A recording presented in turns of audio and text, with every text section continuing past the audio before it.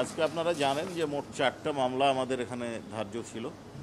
মূলত আমি একটা মামলার বিষয় আপনাদের সামনে উপস্থাপন করতে পারি বা করতে চাচ্ছি, সেটা হচ্ছে যে আশুলিয়ায় যে লাশ পোড়ানো হয়েছিল, 6 জন ব্যক্তিকে হত্যা করার পর পুড়িয়ে দেওয়া হয়েছিল যাদের লাশ, সেই বিষয়ে আজকে আমাদের তদন্ত প্রতিবেদনের দাখিলের দিন ধার্য ছিল।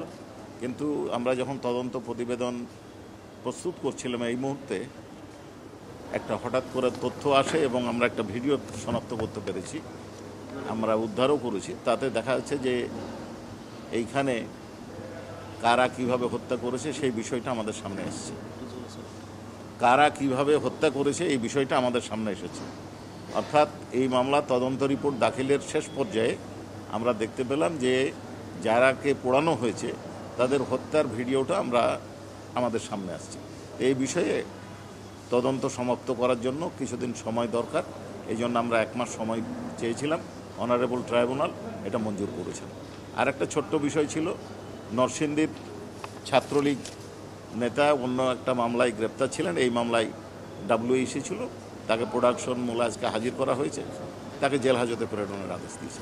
প্রাণ সসের মাখামাখি টেস্ট নুডলসকে করে তোলে আরো ইয়ামি আরো জোস। তাজা পাকা টমেটো আর সিক্রেট রেসিপি কম্বিনেশনে প্রাণ সসের বস। আমরা যেটা আপনাদেরকে বলতে চাচ্ছি যে আমাদের বিষয় ছিল যে হত্যা করা তো হয়েছে না, হত্যা করা হয়েছে, পোড়ানো হয়েছে, একজন জীবিত ছিলেন তাকে পোড়ানো হয়েছে।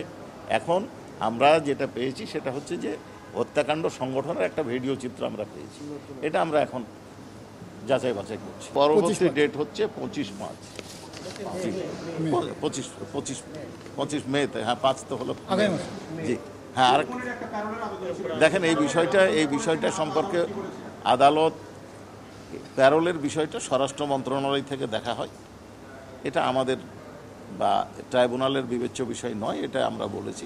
ট্রাইব্যুনাল বলেছেন যে কর্তৃপক্ষের সাথে আপনারা যোগাযোগ করেন। মানবতা বিরোধী অপরাধের ক্ষেত্রে আমরা মূল বিবেচ্য বিষয় হচ্ছে কমান্ড স্ট্রাকচার। কমান্ড স্ট্রাকচারের বিরুদ্ধে বিষয় তদন্তটা আমরা মূলত করি, তার সাথে পারপেট্রেটর যারা আছে, যারা হত্যাকাণ্ড সংগঠন করে বা অন্যান্য অ্যাট্রোসিটির সাথে জড়িত থাকে, তাদের বিষয়টা আমরা তদন্ত করি। এখন তদন্ত একটা চলমান প্রক্রিয়া, এই তদন্তে নতুন তথ্য আসে, ফার্দার ইনভেস্টিগেশন পরেও হতে পারে। এখন কোনো তথ্য যদি আমাদের সামনে আসে নতুনভাবে, সেই তথ্য ইগনোর করে তো আমরা তদন্ত রিপোর্ট দাখিল করতে পারব, এবং এইখানে হয়তো 10 দিন বা 5 দিন বা 1 মাস সময় একটু বেশি লাগতেই পারে। পূর্ণাঙ্গ তদন্ত রিপোর্টের জন্য এবং ন্যায় বিচারের স্বার্থে এই সময়টা প্রয়োজন আমাদের। এটা বিচারকে বিলম্বিত করার জন্য না, ন্যায় বিচারকে প্রতিষ্ঠা করার জন্য।